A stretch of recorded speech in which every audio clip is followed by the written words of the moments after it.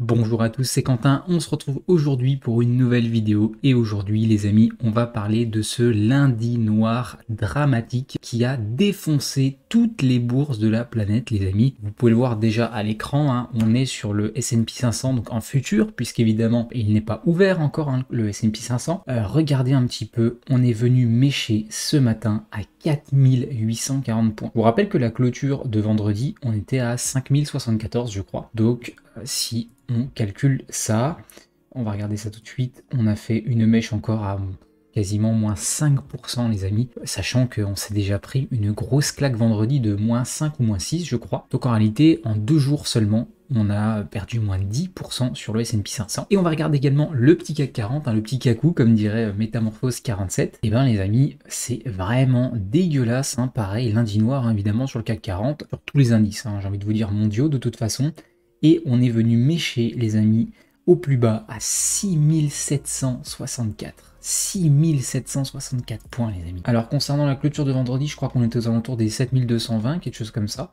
Donc ça nous fait pareil, un moins 6,3%, c'est encore plus que le S&P 500. Alors évidemment, ça n'a encore pas ouvert le S&P 500, mais là on peut voir que le CAC 40 qui tenait bon jusque-là, avec l'implantation des droits de douane de Trump, le CAC 40 s'est fait littéralement baffer. Hein.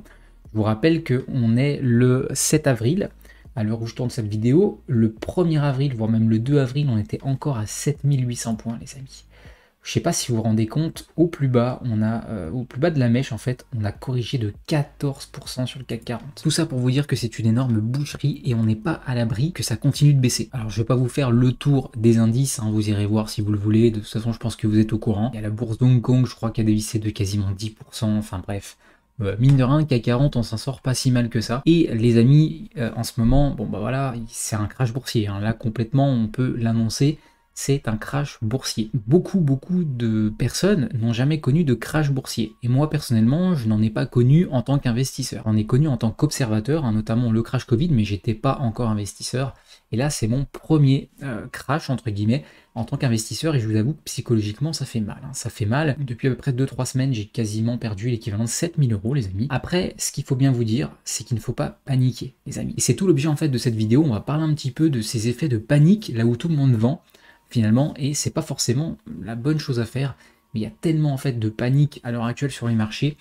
On va parler de ça les amis, et je vais vous montrer un petit message hein, qu'on a reçu sur la communauté Finari, et qui reflète je pense beaucoup de personnes, c'est pour ça que je voulais vous faire aussi cette petite vidéo. Donc en ce moment les amis, je pense que vous l'avez vu, il y a énormément de personnes qui paniquent, et peut-être que même vous-même vous paniquez, hein, et vous vous dites je vais essayer de vendre et peut-être que vous vous posez la question de savoir si effectivement il faudrait vendre pour racheter plus bas parce que vous pensez que ça va continuer de baisser. Et bien en fait les amis, c'est une très bonne question mais c'est très compliqué en fait à répondre. Faut vraiment être au cas par cas pour pouvoir vous donner une réponse. Je peux pas vous dire oui, je peux pas vous dire non, ça dépend vraiment de votre profil tout simplement. Et on va essayer d'en parler dans cette vidéo. J'espère pouvoir aider un maximum de monde et rassurer un maximum de monde tout simplement, que vous preniez les bonnes décisions hein, pour ceux qui paniquent, qui hésitent à vendre.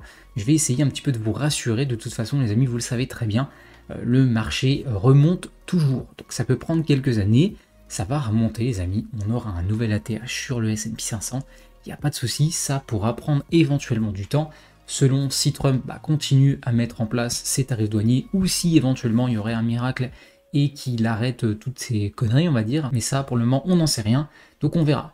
Alors les amis, aujourd'hui le sujet de cette vidéo c'est vendre pour acheter plus bas, est-ce que c'est une bonne idée? On va regarder déjà le message de Soraya qui a été publié sur le forum de Finari. Soraya nous dit « Bonjour à tous, je viens chercher vos avis car je traverse une petite phase de doute. » Évidemment, ça déjà quand on est en période comme ça de crash, tout le monde doute, c'est psychologiquement normal. J'ai investi depuis 1 an dans l'ETF MSCI World via un PEA, mais avec la récente chute liée au contexte économique tendu aux États-Unis, j'ai perdu environ 1500 euros sur la somme investie. Il me reste environ 8000 euros dessus. Il faut savoir les amis que déjà ce message il date de vendredi je crois, ou de samedi, donc on n'était pas encore au plus bas sur les marchés. Là on a encore reperdu 4 ou 5%, donc si elle n'a pas vendu, elle est plus en moins-value de 1500 euros. Elle est peut-être en moins-value de 2000-2500 euros. Ce qui est important de comprendre, c'est qu'elle est en moins-value, et je vais vous expliquer après pourquoi, quand on est en moins-value, Personnellement, je conseille pas de vendre, tout simplement. Donc il lui reste 8000 euros, donc je pense que du coup elle a dû investir quelque chose comme 9500, 10 000 euros, ce qui correspond voilà, à grosso modo 18-20% de baisse, et donc c'est pour ça qu'elle a une moins-value de 1500 euros, aujourd'hui un peu plus. Je me demande s'il ne serait pas plus prudent de vendre maintenant pour éviter de creuser davantage la perte, ou au contraire s'il vaut mieux rester investi et patienter sur le long terme. Alors déjà elle pose la question, ça c'est très bien, parce qu'il y a des gens qui se posent même pas la question et qui vendent pour limiter entre guillemets les pertes, mais très souvent c'est au pire moment où les gens vendent.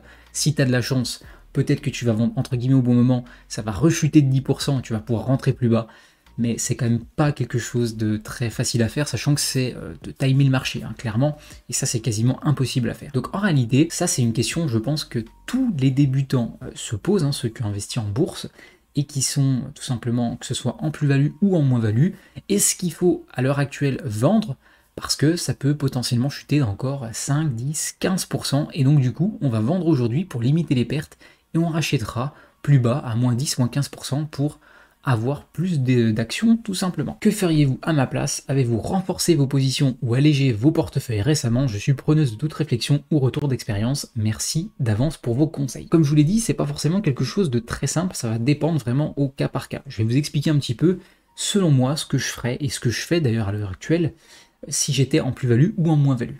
Alors déjà les amis, il faut savoir que je ne donne aucun conseil en investissement. C'est seulement ce que personnellement je pense et ce que je ferais et ce que je fais, mais en aucun cas je donne de conseils en investissement.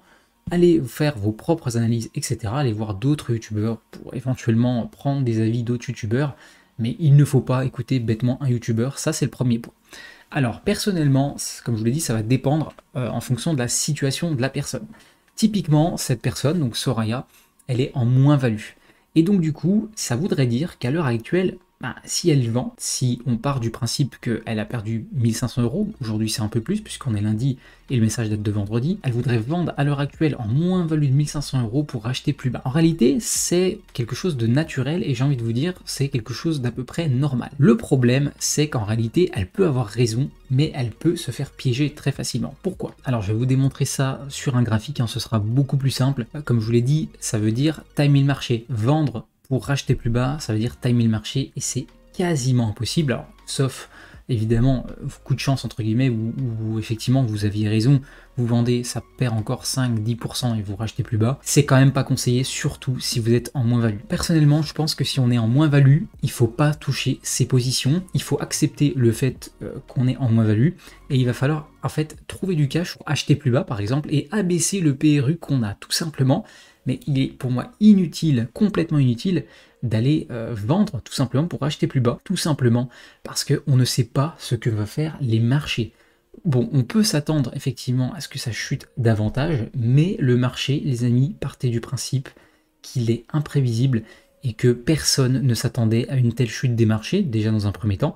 Donc, typiquement, si, admettons, dans les prochains jours, on a des bonnes nouvelles, Trump fait sauter, par exemple, les droits de douane, ce que je ne crois pas du tout, mais imaginez qu'il fait sauter les droits de douane, le marché va repartir aussi vite qu'il a chuté, et en fait, ceux qui pensaient timer le marché, qui vont penser vendre au bon moment, alors qu'ils sont en moins-value et qui pensent racheter plus bas, et ben si ça se trouve, le plus bas que ces personnes attendent ne viendra jamais, le marché va repartir avant, et ils vont tous se faire piéger, et finalement, ils n'auront que leurs yeux pour pleurer. Donc personnellement, moi je suis en moins-value, les amis, sur mes positions, sur du S&P 500 par exemple, je suis en moins-value de moins 20%. Je pourrais me dire à l'heure actuelle, on est à 4986, je vends tout pour aller racheter ça par exemple à 4800, 4750. Je ne le fais pas tout simplement parce que je peux me faire piéger assez rapidement. Et si ça se trouve, le marché, on ne sait pas pour quelle raison, ou alors si éventuellement on connaît la raison et que par exemple Trump fait sauter les droits de douane, si ça se trouve, les 4750 que j'attends sur le S&P 500 ne viendront jamais et on va repartir de plus belle. Moi, perso, j'ai tout vendu là, on va voir le marché partir et en fait, on va racheter, mais on va racheter plus haut. Donc, ce qui fait que ça ne sert strictement à rien. Personnellement, pour moi, timer le marché quand on est en moins-value, ça n'a aucune utilité, tout simplement. Et en fait, le but, c'est de déstresser, de ne pas paniquer, les amis, parce qu'il faut le savoir, hein, ceux qui veulent vendre pour racheter plus bas, c'est un effet de panique. C'est clairement un effet de panique. Et ça, c'est pas bon du tout.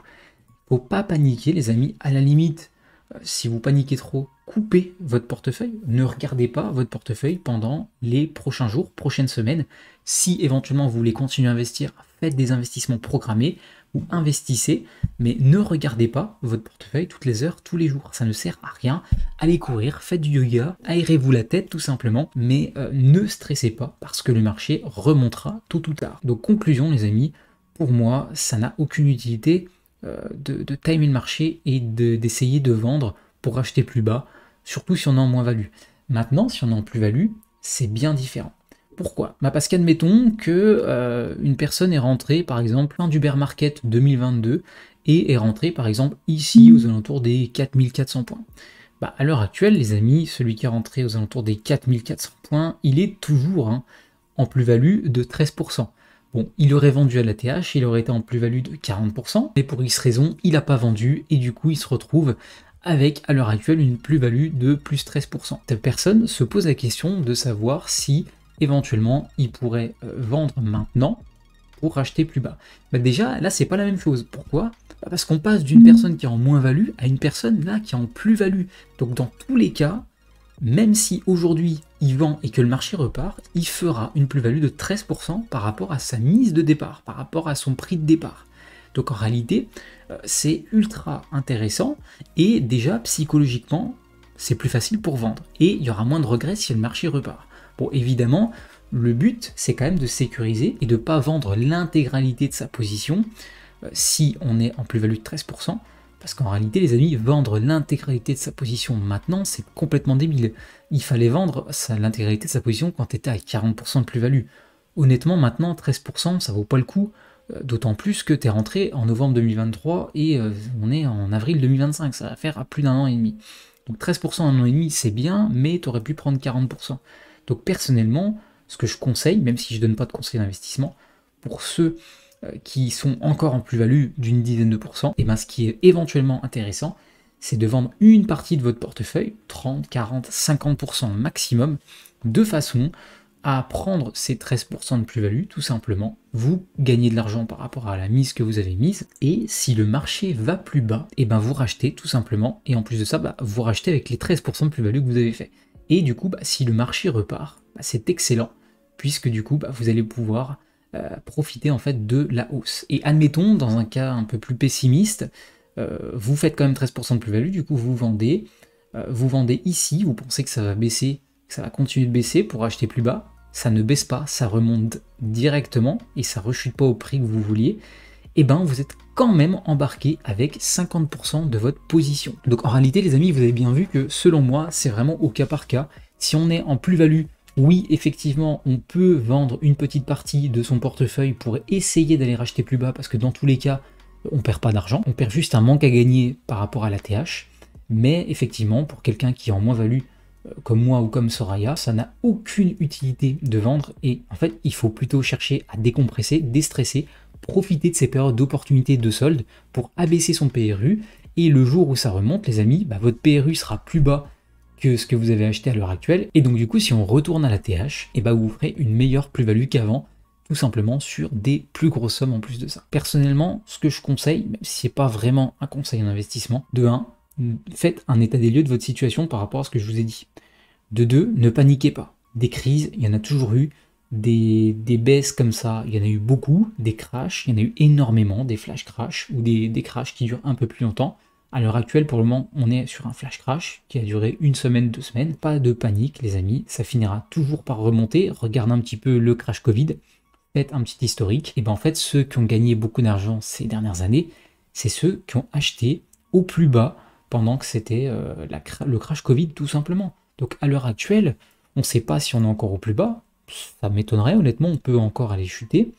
Mais on est déjà sur un très beau point d'entrée, là, à l'heure actuelle. Et clairement, pour ceux qui paniquent et qui vendent, c'est pas bon. Mais par contre, pour ceux qui sont calmes, qui rachètent pour abaisser leur PRU, c'est une aubaine, les amis, parce que là, on est sur des niveaux déjà ultra intéressants. Et si ça continue de chuter, on sera encore sur des niveaux de plus en plus intéressants. Donc, honnêtement, les amis, pour vous montrer, on est à 4977 points à l'heure actuelle. Si on retourne à l'ATH, les amis, on serait sur un quasiment 24% de hausse. Imaginez que vous ayez investi 10 000 euros, vous avez déjà perdu 25%, donc vous n'êtes plus qu'à 7 500, vous avez 2 500 euros de moins-value latente, vous remettez 10 000 euros à l'heure actuelle, si ça revient à la TH, clairement. Si vous ne vendez pas, déjà, si on revient un jour à la TH, vous n'allez pas perdre d'argent sur votre première position de 10 000 euros, et sur la deuxième, là où vous avez acheté au plus bas, si on retourne à la TH, vous faites du coup 24% des 10 000 derniers euros que vous avez posés, et donc du coup sur un investissement de 20 000 euros, vous aurez 24% de plus-value sur 10 000 euros, soit 2 400 euros, donc 22 400 euros, même si vous avez investi au plus haut 50% de votre position. Donc honnêtement, les amis, aucune panique, ça remontera, ça a toujours remonté, je vois pas pourquoi, encore une fois, on remonterait jamais. Après, évidemment, personne ne le sait, hein. Si ça se trouve, on refranchira jamais la TH. Mais bon, honnêtement, moi, je suis quand même quelqu'un d'assez optimiste, hein, sinon je n'investirais pas en bourse, tout simplement. Et donc, je pense que dans les prochaines années, on retournera à la TH. Il suffit juste que la situation s'apaise, se calme un petit peu, qu'on trouve des phases de négociation, que Trump relâche un petit peu du lest sur les taxes de douane, et ça va remonter, les amis, sans problème. Donc, petite conclusion, si vous voulez vendre pour acheter plus bas, faites un état des lieux de votre situation. Si vous êtes en moins-value, je suis désolé de le dire, mais ne vendez pas, c'est beaucoup trop risqué, et baissez votre PRU. Et pour celui éventuellement qui est en plus-value, ouais, vendez une petite partie de votre position, essayez encore une fois d'abaisser votre PRU aussi, pour vous faire plus de cash quand ça va remonter, tout simplement. Et ne pas paniquer, les amis, si vous êtes vraiment de nature très stressée, moi ce que je vous conseille, c'est de faire un plan d'investissement programmé chaque semaine, chaque mois, sur vos meilleures actions ou ETF préférés, et de ne pas regarder le portefeuille, les amis, c'est un coup à paniquer encore plus. Donc honnêtement, on décompresse, on lâche du lest, on ne regarde pas son portefeuille, mais on continue à investir pour du long terme, c'est très important. Voici les amis pour cette petite vidéo, je suis désolé, c'est une petite vidéo, j'ai pas l'habitude de faire ce genre de format, mais il y a tellement de débutants ou d'amateurs qui doivent paniquer, que je pense que ces genres de vidéos font quand même du bien, même si évidemment on est youtubeur mais on n'a pas du tout la science infuse, hein. Ça peut continuer de chuter de 10-20%, et c'est comme ça malheureusement les amis, mais encore une fois on est là pour acheter, pour profiter des opportunités. Si cette vidéo vous a plu les amis, petit pouce bleu pour me soutenir, petit commentaire également pour me dire ce que vous pensez un petit peu de mes conseils entre guillemets, même si encore une fois ce n'est pas des conseils d'investissement, et en tout cas n'hésitez pas à me dire ce que vous pensez de ma stratégie face à ma gestion du stress et ma gestion du risque tout simplement.